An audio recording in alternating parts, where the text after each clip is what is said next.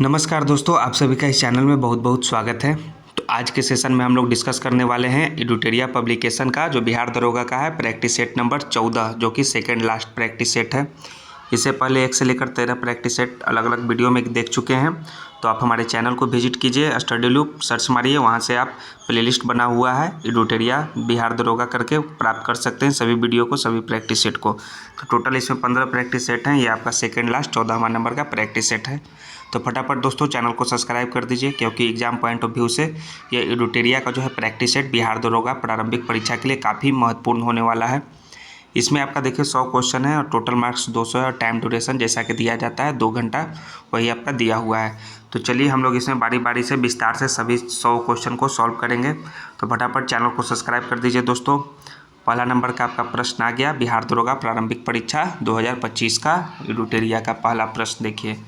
निम्नलिखित कथनों पर विचार करें। स्टेटमेंट आप देखिए और विचार कीजिए कि कौन से कथन जो है सत्य है, यानी कौन सा स्टेटमेंट ट्रू है। तो पहला आपका कथन है, स्टेटमेंट है कि नाबार्ड जो है संपूर्ण ग्रामीण वित्त व्यवस्था में समन्वय के लिए एक शीर्ष संस्था है। तो ये आपका स्टेटमेंट ट्रू है। जनधन योजना के अंतर्गत बैंक खाता धारकों को न्यूनतम बैलेंस रखने की आवश्यकता होती है। तो नहीं दोस्तों, न्यूनतम बैलेंस रखने की आवश्यकता नहीं होती है। 0 रुपये से ये खुले जाता है, 0 रुपये से जनधन योजना के अंतर्गत बैंक खाता। तो ये आपका स्टेटमेंट गलत है, कथन गलत है। सो इसका करेक्ट आंसर हो जाएगा केवल 1, यानी कि ऑप्शन नंबर ए। और नाबार्ड का जो है स्थापना वो हुआ था 1982 ईस्वी में, आप याद रखिएगा। दूसरा है कि जब कोई देश मुद्रा का अवमूल्यन करता है तो उस देश में क्या प्रभाव पड़ता है। उस देश में जो है उस देश में विदेशी मुद्रा के आगमन की वृद्धि हो जाती है और भुगतान संतुलन की समस्या का जो है तत्कालीन निदान हो जाता है जब कोई देश मुद्रा का अवमूल्यन करता है तब। यानी ए और बी दोनों इसका करेक्ट आंसर हो जाएगा ऑप्शन नंबर सी। किसी सार्वजनिक क्षेत्र में जो उद्यमों द्वारा जन सामान्य को इक्विटी बिक्री के माध्यम से निजीकरण क्या कहलाता है।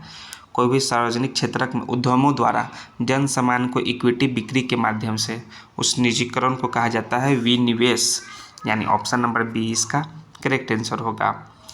बजट 2024-25 में विकसित भारत की दिशा में कितनी प्राथमिकताओं को परिकल्पना की गई है। तो करेंट अफेयर से रिलेटेड आपका चौथा नंबर का प्रश्न है। इसमें जो है 9 प्राथमिकताओं को जो है परिकल्पना किया गया है, यानी ऑप्शन सी इसका चौथा का करेक्ट आंसर हो जाएगा। पाँचवा है फिर करेंट अफेयर से आपका कि वित्तीय वर्ष 2023-24 में भारतीय अर्थव्यवस्था में सेवा क्षेत्र का कितना हिस्सा था।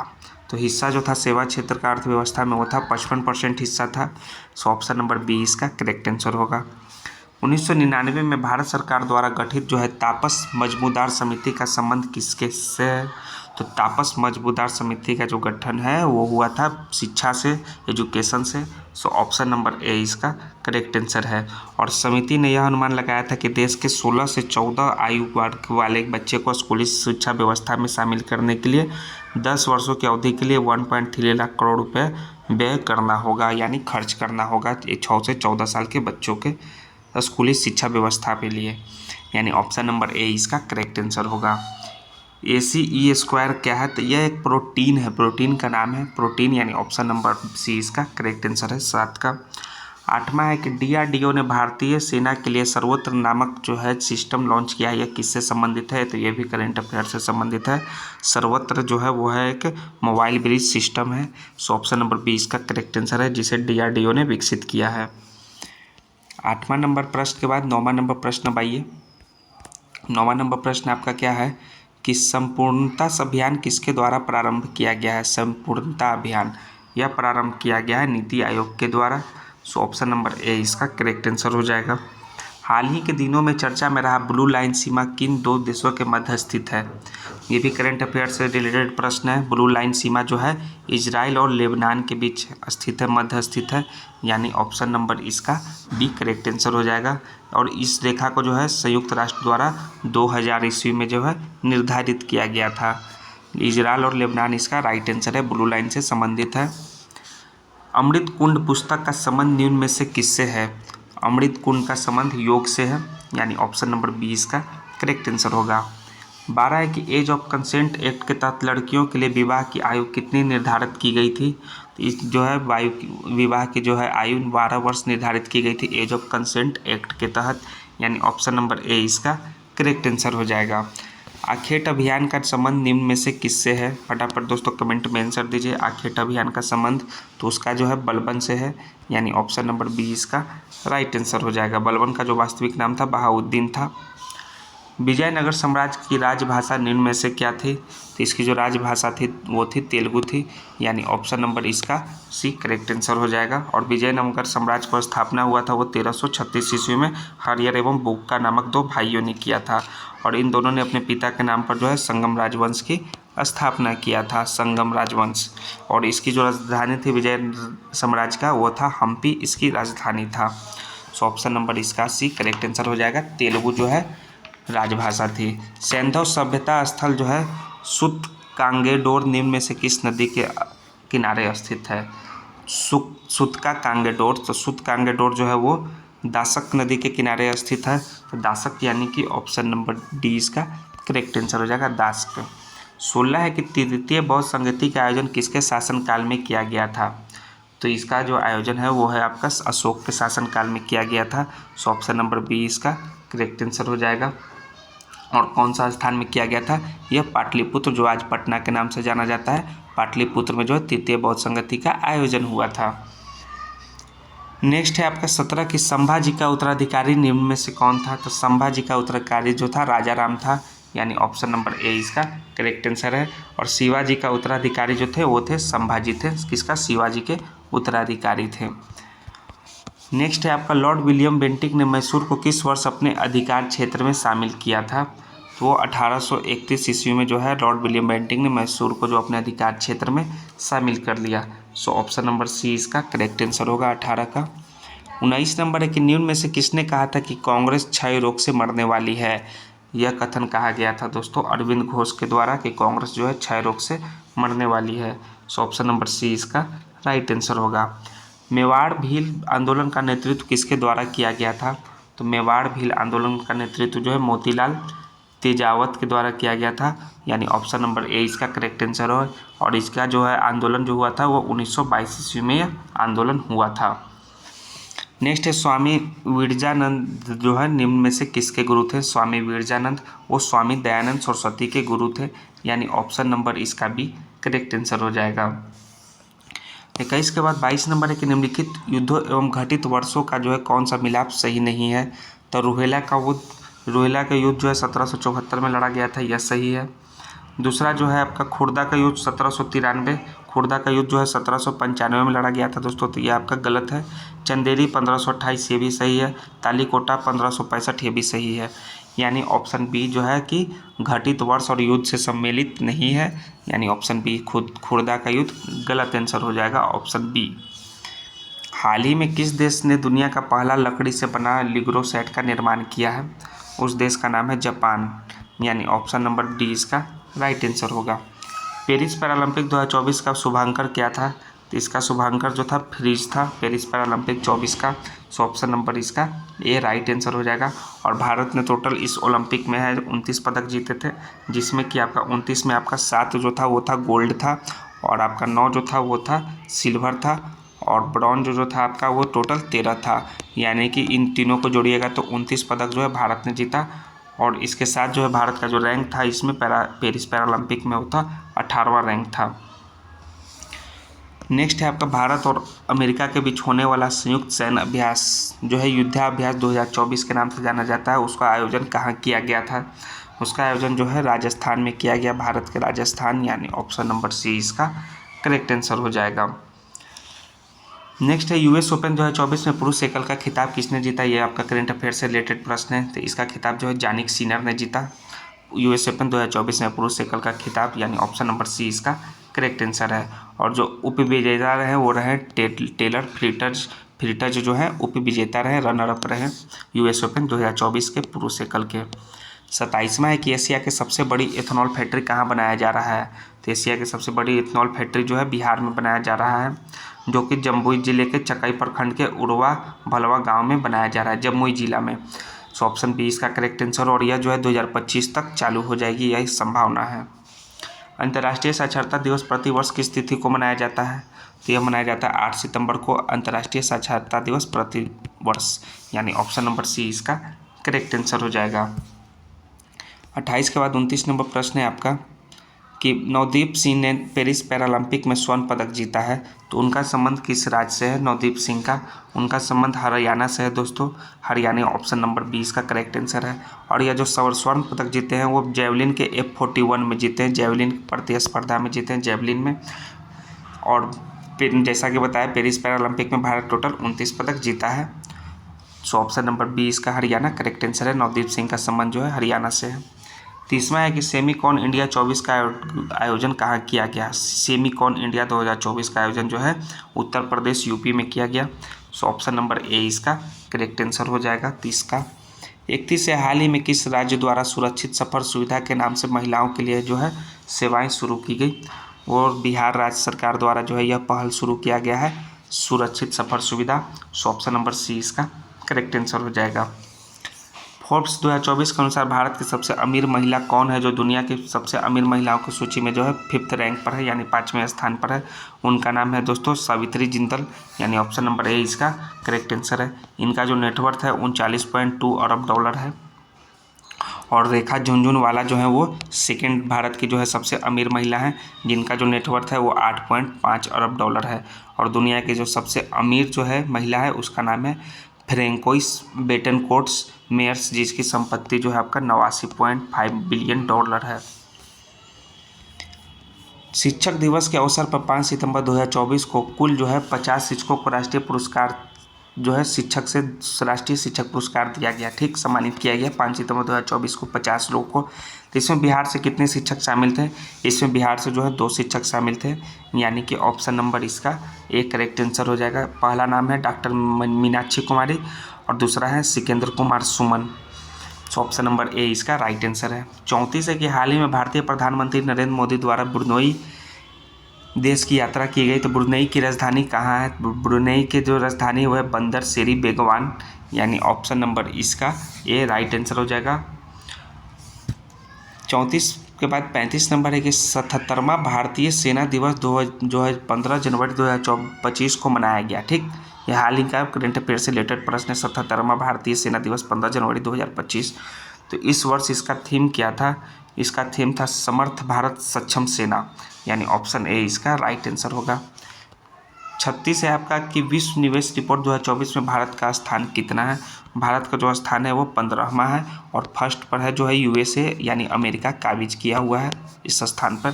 सो ऑप्शन सी इसका करेक्ट आंसर हो जाएगा 15। हाल ही में प्रसिद्ध पुरुषोत्तम उपाध्याय का निधन हो गया, तो पुरुषोत्तम उपाध्याय जो है वो किस क्षेत्र से उनका संबंध था? उनका जो है गायन से संबंध था, गायक थे, यानी ऑप्शन नंबर ए इसका करेक्ट आंसर हो जाएगा। बिहार के किस जिले में देश का सबसे बड़ा चिड़ियाघर बनाया जाएगा? देश का सबसे बड़ा चिड़ियाघर यह बनाया जाएगा दोस्तों अररिया जिला में। इसका जो टोटल लागत होगा वो 100 करोड़ रुपया होगा, जो कि बिहार में देश का सबसे बड़ा चिड़ियाघर बनाया जाएगा। 39 है कि हाल ही में किस देश ने राइट टू डिस्कनेक्ट कानून पास किया है? तो राइट टू डिस्कनेक्ट कानून जो है ऑस्ट्रेलिया द्वारा पास किया गया है। सो ऑप्शन नंबर बी इसका करेक्ट आंसर हो जाएगा। 40वां प्रश्न के 70वें राष्ट्रीय फिल्म पुरस्कार में सर्वश्रेष्ठ हिंदी फिल्म के लिए किस फिल्म को चुना गया है? तो सर्वश्रेष्ठ हिंदी फिल्म जो है वो है गुलमोहर को चुना गया है। सो ऑप्शन नंबर ए इसका करेक्ट आंसर हो जाएगा। यूनाइटेड का आपका विलोम शब्द क्या होगा? इसका उल्टा शब्द बताना है। इस शब्द का मतलब होता है जन्मजात सहज होता है, इसका मतलब हो जाएगा आपका एक्वायर्ड हो जाएगा, जो है अर्जित करना। इसका जो है उल्टा शब्द है, ऑप्शन सी इसका करेक्ट आंसर है। The opposite force went on fighting the night, इसका जो करेक्ट आंसर है फाइटिंग थ्रू द नाइट हो जाएगा इसका ब्लैंक जगह पे 42 में, यानी ऑप्शन नंबर सी 42 का करेक्ट आंसर हो जाएगा। Find the misspelled word, misspelled word कौन सा जो है गलत लिखा हुआ है वो आपको पता करना है। टेम्परेचर जो है दोस्तों वो आपका सही लिखा हुआ है। टेम्परामेंट भी आपका सही लिखा हुआ है और आपका टेम्पास्टियस जो है आपका गलत लिखा हुआ है दोस्तों। ये आपका जो मिस स्पेलिंग वर्ड है, इसका जो करेक्ट मीनिंग होगा TEMPASTUOUS, इसका करेक्ट आंसर होगा इसका, यानी ऑप्शन नंबर सी इसका करेक्ट आंसर है, जो कि गलत लिखा हुआ है। 44 नंबर हिंदी व्याकरण से संबंधित प्रश्न है कि किस समूह के सभी बादल जो है शब्द जो है बादल के पर्यायवाची शब्द है किस समूह के? तो सभी जो है पर्यायवाची शब्द हैं वारिद है, नीरद है, पयोद जो है सभी जो है बादल के पर्यायवाची शब्द है, यानी ऑप्शन ए इसका करेक्ट आंसर होगा। संध्या एक अच्छी लड़की है में अच्छी क्या है? अच्छी जो है एक विशेषता बतला रही है, यानी विशेषण है। सो ऑप्शन नंबर इसका सी करेक्ट आंसर हो जाएगा। निम्न में कौन तद्भव शब्द का उदाहरण है? तद्भव शब्द का उदाहरण जो है आपका मुंह है। मुंह जो है एक तद्भव शब्द है, यानी कि ऑप्शन नंबर सी इसका 46 का करेक्ट आंसर हो जाएगा। नदी शब्द का पुल्लिंग क्या होगा? नदी का पुल्लिंग जो होगा नद होगा, यानी ऑप्शन ए इसका करेक्ट आंसर है। और जबकि समुद्र जो है सागर का पुल्लिंग शब्द के रूप में प्रयोग होता है, समुद्र जो है सागर का। 48 है कि निम्न में कौन सा शब्द जो है सदैव बहुवचन में प्रयोग होता है? तो जो प्राण जो है हमेशा जो है बहुवचन में प्रयोग होता है, यानी ऑप्शन नंबर बी इसका करेक्ट आंसर हो जाएगा। 2024 के जारी आंकड़ों के अनुसार भारत में कुल बाघों की संख्या कितनी है? तो 24 का जो आंकड़ा है उसमें बाघों की कुल संख्या 3682 भारत में, यानी ऑप्शन नंबर डी इसका करेक्ट आंसर हो जाएगा। प्रसिद्ध पुस्तक जो है माई बिलवेड लाइफ पुस्तक के लेखक कौन है? माई बिलवेड लाइफ इस पुस्तक के लेखक है अमिताभ कुमार, यानी ऑप्शन नंबर बी इसका 50 का करेक्ट आंसर है। 51 नंबर प्रश्न है कि जमी हुई गैस से और चट्टान और धूल के ब्रह्मांडीय हिमगोले जो सूर्य की परिक्रमा करते हैं क्या कहलाते हैं? तो ये कहलाते हैं धूमकेतु, यानी ऑप्शन नंबर सी इसका राइट आंसर होगा। भूमध्य रेखा से ध्रुवों तक सभी समानांतर वृत्तों को क्या कहा जाता है? उसे अक्षांश रेखा कहा जाता है। ध्रुव रेखा जो है भूमध्य रेखा से ध्रुवों तक सभी समानांतर वृत्त को अक्षांश रेखा, यानी ऑप्शन नंबर ए इसका करेक्ट आंसर रह जाएगा। और अक्षांश रेखा की कुल संख्या जो होती है वो 179 होती है, 179। निम्नलिखित में से कौन सा महासागर जो है भूमध्य सागर तक फैला हुआ है? उसका नाम है अटलांटिक महासागर, जो कि भूमध्य सागर तक फैला हुआ है। सो ऑप्शन नंबर सी इसका राइट आंसर होगा। तटीय क्षेत्रों में रात के समय हवा स्थल से समुद्र की ओर चलती है, क्योंकि जो हवा जो है स्थल से समुद्र की ओर चलती है तटीय क्षेत्र में, क्योंकि जो है पानी भूमि की तुलना में अधिक गति से ठंडा होता है। इस कारण जो है करेक्ट आंसर हो जाएगा ऑप्शन नंबर सी।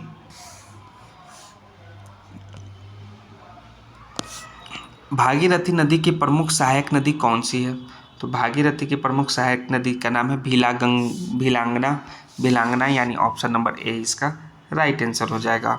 निम्नलिखित में से कौन सा जो है भारतीय राज्य अभी भी प्राचीन बांस ड्रिप सिंचाई पद्धति का उपयोग करता है? 56 नंबर। तो जो है मेघालय जो है प्राचीन जो है बांस ड्रिप सिंचाई पद्धति का उपयोग करता है। सो ऑप्शन नंबर बी इसका राइट आंसर है। निम्नलिखित में से किस प्रकार की कृषि जो है परिवार की आवश्यकताओं को पूरा करने के लिए की जाती है? तो आवश्यकता जो है परिवार की आवश्यकता को पूरा करने की कृषि को निर्वाह कृषि कहा जाता है। सो ऑप्शन नंबर बी इसका करेक्ट आंसर हो जाएगा।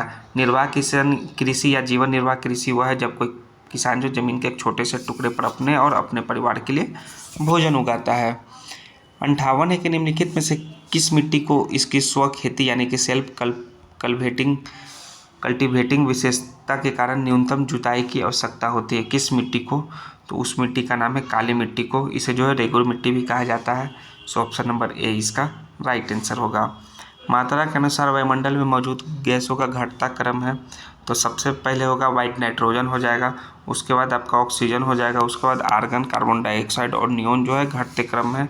सो ऑप्शन नंबर सी इसका करेक्ट आंसर हो जाएगा। 60 नंबर के निम्नलिखित में से कौन सा भारत में सबसे बड़े क्षेत्र में फैले हुए वन का प्रकार है? तो उसका नाम है उष्णकटिबंधीय पर्णपाती वन, जो है भारत में सबसे बड़े क्षेत्र में फैला हुआ वन है। सो ऑप्शन नंबर डी इसका करेक्ट आंसर हो जाएगा।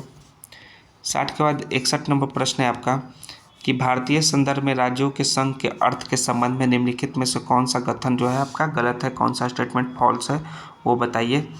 राज्यों के संघ के अर्थ के संबंध में तो इसमें है कि भारतीय संघ इसमें शामिल होने के लिए संप्रभु इकाइयों द्वारा एक समझौते का परिणाम था। ये आपका गलत स्टेटमेंट है। सो ऑप्शन नंबर बी इसका राइट आंसर होगा। भारत के संविधान के अनुच्छेद 361 के अनुसार निम्नलिखित में से कौन अपने पद की शक्तियों का प्रयोग और कर्तव्यों के पालन के लिए किसी भी अदालत के प्रति उत्तरदायी नहीं होगा? तो दोस्तों गवर्नर यानी राज्यपाल उत्तरदायी नहीं होगा। सो ऑप्शन नंबर सी इसका करेक्ट आंसर है। यह अनुच्छेद 361 में दिया हुआ है। 63 नंबर है कि भारतीय संविधान के जो अनुच्छेद 19 है वह कौन सा खंड भारत के संपूर्ण राज्य क्षेत्र में स्वतंत्र रूप से भ्रमण करने के अधिकार का गारंटी देता है? तो अनुच्छेद का खंड डी जो है यह गारंटी देता है स्वतंत्र रूप से भारत करने के अधिकार का गारंटी। सो ऑप्शन नंबर इसका ए राइट आंसर हो जाएगा। और अनुच्छेद जो है ए वो खंड ए क्या देता है, भाषण और अभिव्यक्ति की स्वतंत्रता, और बी जो देता है वो शांतिपूर्ण एवं बिना हथियार के एकत्रित होने की स्वतंत्रता, और आपका जो सी देता है वो संघ या यूनियन बनाने की स्वतंत्रता जो है अनुच्छेद 19 में यह दिया हुआ है। 64 नंबर है कि गैर कानूनी गतिविधि रोकथाम अधिनियम जो कि आतंकवादी गतिविधियों में शामिल व्यक्तियों और संघों की कुछ गैर कानूनी गतिविधियों के लिए अधिक प्रभावी रोकथाम का प्रावधान करता है। ठीक, उसको भारत में पहली बार किस वर्ष लागू किया गया था? गैर कानूनी गतिविधि अधिनियम को वो लागू किया गया था 1967 ईस्वी को, 1967, यानी ऑप्शन नंबर बी इसका राइट आंसर होगा। भारत के संविधान में किस संशोधन ने सेवाओं पर कर नामक संघ सूची में एक नया विशेष जोड़ा है? उस संविधान संशोधन का नाम बताना है दोस्तों। क्या संविधान संशोधन था? फटाफट कमेंट में आंसर दीजिए। वो 56 था, 42 था, 62 था या 88 था? उसका जो राइट आंसर है वो 88वां संविधान संशोधन अधिनियम 2003 में जो है सेवाओं पर कर नामक संघ सूची में एक नया विशेष जोड़ा गया है। 66 है कि वर्ष 1990 में दिनेश गोस्वामी समिति का गठन निम्नलिखित में से किसके सिफारिश करने के लिए किया गया था? तो वह है चुनावी सुधार को सिफारिश करने के लिए दिनेश गोस्वामी समिति का गठन 1990 में किया गया था। निम्नलिखित में से कौन जो है उच्चतम न्यायालय की सहायक शक्तियों के लिए प्रावधान कर सकता है? तो वो कर सकता है भारत का संसद, यानी ऑप्शन नंबर डी इसका करेक्ट आंसर होगा। 68 नंबर प्रश्न है आपका कि जब भारत के राष्ट्रपति किसी विधेयक, धन विधेयक और संविधान संशोधन विधेयक को छोड़कर, ठीक है, किसी भी विधेयक को अनिश्चित काल के लिए लंबित रखते हैं तो इसे क्या कहते हैं? तो इसे कहा जाता है राष्ट्रपति का पॉकेट वीटो, यह कहा जाता है, यानी कि ऑप्शन नंबर सी इसका करेक्ट आंसर हो जाएगा। और वीटो की शक्ति जो है वो कितने 3 प्रकार का होता है। पहला जो होता है वो होता है पूर्ण वीटो होता है, और दूसरा जो होता है वो निलंबित वीटो होता है, और तीसरा तो हम लोग जाने गए पॉकेट वीटो। ये 3 जो है 3 प्रकार के वीटो हैं। 69 है कि सर्वोच्च न्यायालय या उच्च न्यायालय के न्यायाधीशों को संसद द्वारा निम्नलिखित में से किसके जरिए हटाया जा सकता है? उसको जो है विशेष बहुमत के द्वारा जो है सर्वोच्च न्यायालय उच्च न्यायालय के न्यायाधीश को हटाया जा सकता है संसद के द्वारा। ऑप्शन सी इसका राइट आंसर है। 70 है कि कुछ सार्वजनिक पदाधिकारियों के खिलाफ भ्रष्टाचार के आरोपों की जांच के लिए निम्नलिखित में से कौन सा अधिनियम भारत सरकार द्वारा पारित किया गया था? तो उसका नाम है लोकपाल तथा लोकायुक्त अधिनियम। सो ऑप्शन नंबर डी इसका करेक्ट आंसर हो जाएगा 70 नंबर का। कूलम नियम के लिए निम्नलिखित में से कौन सा विकल्प सही है? तो कूलम नियम के लिए जो है केवल बिंदु आवेश के लिए मान्य जो है वह सही है। सो ऑप्शन नंबर सी इसका राइट आंसर होगा। प्रेरित धारा उच्चतम होती है जब कुंडली की गति दिशा होती है, जब कुंडली की गति जो है चुंबकीय क्षेत्र के लंबवत होती है, यानी ऑप्शन नंबर इसका सी करेक्ट आंसर होगा। निम्नलिखित में से किस प्रकार के दर्पण में प्रकाश का पार्श्व परिवर्तन होता है? तो समतल दर्पण में जो है प्रकाश का पार्श्व परिवर्तन होता है। सो ऑप्शन नंबर ए 73 का करेक्ट आंसर है। 74 की घर्षण कम करने वाले पदार्थों को क्या कहा जाता है? तो घर्षण कम करने वाले पदार्थ को जो है हम लोग स्नेहक कहते हैं। सो ऑप्शन नंबर बी इसका करेक्ट आंसर हो जाएगा, स्नेहक यानी ग्रीस। निम्नलिखित में से कौन सा जो है भौतिक सिद्धांत रॉकेट इंजन, जेट इंजन और अपस्फीति वाले गुब्बारों द्वारा उत्पन्न होने वाले प्रणोदक को व्याख्या करता है? वो है न्यूटन की गति का नियम जो है व्याख्या करता है। सो ऑप्शन नंबर ए इसका राइट आंसर होगा। 76 नंबर प्रश्न है आपका कि ऊर्जा के संबंध में कौन सा सही नहीं है? तो वेग जो है v से गतिमान द्रव्यमान m की एक वस्तु में mv/2 की गतिज ऊर्जा होती है, ये आपका ऊर्जा के संबंध में फॉल्स है। सो ऑप्शन नंबर इसका बी करेक्ट आंसर होगा। बाकी ये सभी आपका ट्रू स्टेटमेंट है, तीनों ए, सी और डी। निम्नलिखित में से किस उपकरण का उपयोग किसी व्यक्ति की आंखों के अंदर के दाब को मापने के लिए किया जाता है? आंख के अंदर के दाब को मापने का प्रयोग किया जाता है टोनोमीटर के द्वारा। सो ऑप्शन नंबर इसका करेक्ट आंसर हो जाएगा ए। नेक्स्ट, किसी अम्ल और किसी क्षारक के बीच होने वाली अभिक्रिया क्या कहलाती है? तो कहलाती है उदासीनीकरण अभिक्रिया, अम्ल और क्षारक के बीच होने वाली अभिक्रिया। सो ऑप्शन नंबर सी 78 का करेक्ट आंसर होगा। 79 है कि किसी यौगिक संरचना में 4 कार्बन अणुओं के साथ संतृप्त लघु श्रृंखला वसीय अम्ल शामिल है, जो आमतौर पर जंतु वसा और पौधों के तेल में स्थिरीकृत रूप में पाया जाता है।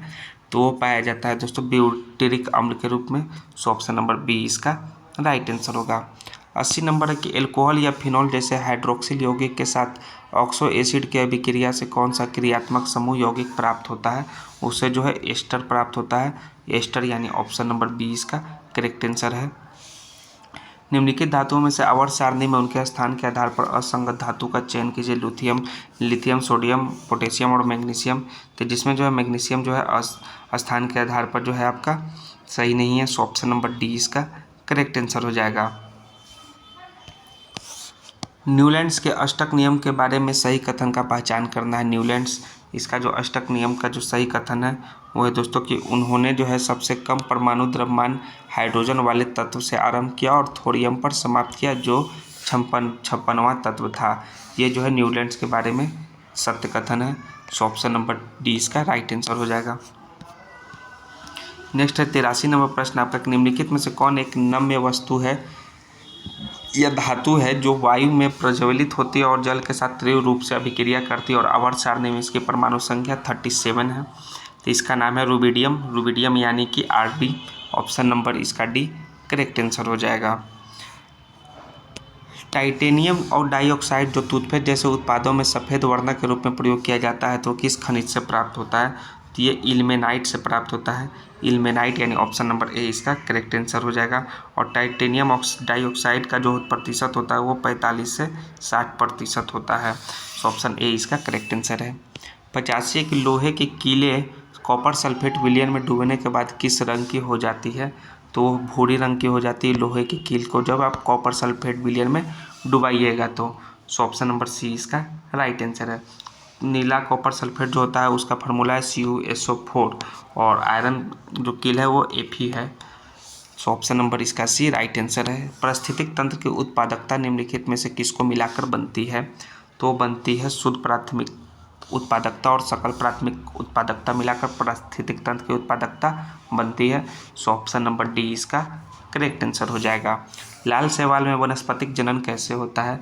तो वनस्पतिक जनन जो है लाल शैवाल में वो खंडन के द्वारा होता है, तो खंडन यानी कि ऑप्शन नंबर डी इसका करेक्ट आंसर होगा 87 का। 88 की कोशिका विभाजन के दौरान एक नई कोशिका भित्ति का निर्माण होता है जिसके बाद संचय होता है फ्रैगमोप्लास्ट का।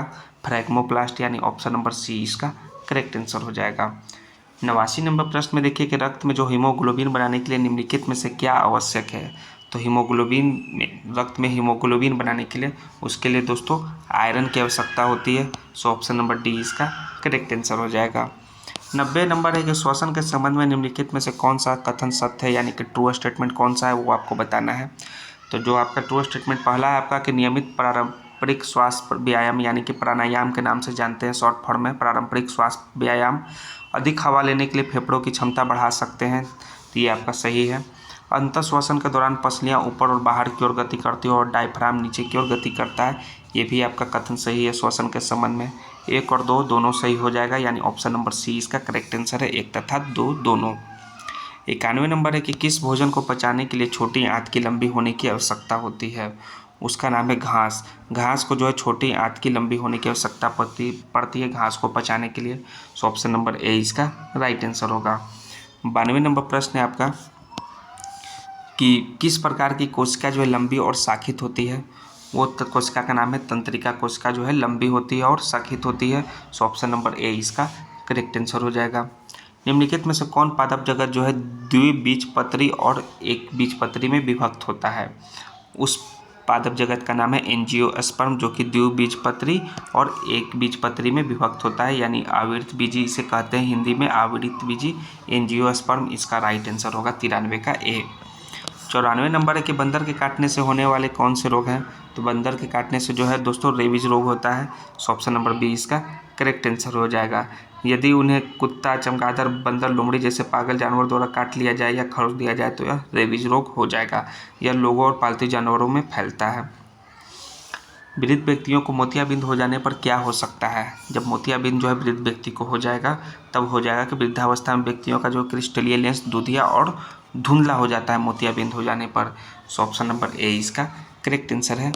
95 के बाद चलिए 96 नंबर फिर से हर एक सेट के भांति इस सेट में भी आपका 96 से लेकर 100 नंबर तक जो है आपका मैथ के प्रश्न होंगे जिसको आपको कॉपी कलम लेकर सॉल्व कीजिएगा। हम सिर्फ इसका हर एक वीडियो के बाद ही, हर एक सेट के बाद ही इसका आंसर बता देंगे। तो 96 का जो है हरा गेंद चुनने की जो संभावना जो होगी, प्रायिकता होगी, वो 4/7 होगी। जिनका भी 4/7 आएगा मैथ सॉल्व कीजिएगा, उनका ये 96 का करेक्ट आंसर हो जाएगा दोस्तों, 4/7। इसको और वीडियो और इसको देखिए छोटा कर लेते हैं इसको। 96 का 4/7 इसका करेक्ट आंसर है। 97 है कि ए तथा बी की चाल का अनुपात इतना है। एक निश्चित दूरी बी ने 24 मिनट में तय की है, तो इस दूरी को तय करने में ये कितना समय लेंगे। तो जिन भी दोस्तों का जो 32 मिनट समय आएगा उनका यह करेक्ट आंसर हो जाएगा ऑप्शन नंबर सी। 96 है कि लड़के द्वारा प्रतिशत लाभ ज्ञात किए कि एक लड़का 10 रुपये में 11 केला के दर से खरीदता है और 11 में 10 के दर से बेचता है, तो लाभ प्रतिशत निकालना है। जिन भी दोस्त का 21% लाभ प्रतिशत आएगा उनका यह करेक्ट आंसर हो जाएगा ऑप्शन नंबर डी। 99 है कि एक व्यक्ति तथा उसके पुत्र की आयु का योग 45 है। 5 वर्ष पूर्व उनकी आयु का गुणनफल उस समय उस व्यक्ति की आयु का 4 गुना था, तो उस व्यक्ति तथा उस पुत्र की आयु का अंतर क्या है। तो पुत्र और आयु का अंतर निकालना है दोस्तों, तो उसका आएगा आपका जो करेक्ट आंसर हो जाएगा वो आएगा 27 वर्ष आएगा। सो करेक्ट आंसर 27 वर्ष। आपका बाप का उम्र आ जाएगा 36 वर्ष और पुत्र का उम्र जो आ जाएगा 9 वर्ष। इस दोनों को माइनस कीजिएगा तो 27 वर्ष जिसका भी आएगा उनका यह करेक्ट आंसर हो जाएगा ऑप्शन नंबर सी। 100 है, मान क्या होगा, मान निकालना है। जिनका भी मान निकालिएगा -3 आएगा, उनका यह राइट आंसर हो जाएगा ऑप्शन नंबर सी, -3। तो देखिए आपका 96 से लेकर 100 तक पूरे 5 प्रश्न का जो है हम लोग आंसर बता दिए। फिर हम लोग नेक्स्ट वीडियो में आपका लास्ट जो प्रैक्टिस सेट है, नेक्स्ट वीडियो में सेट नंबर 15 मिलते हैं दोस्तों। आपका 14 तक प्रैक्टिस सेट खत्म हुआ है, तो लास्ट में आपका 15 प्रैक्टिस सेट वॉल्यूम 1 का नेक्स्ट वीडियो में मिलेंगे। तो चैनल को जरूर से जरूर सब्सक्राइब कर दीजिए, दोस्तों के बीच शेयर कर दीजिए। जय हिंद दोस्तों, थैंक्स दोस्तों।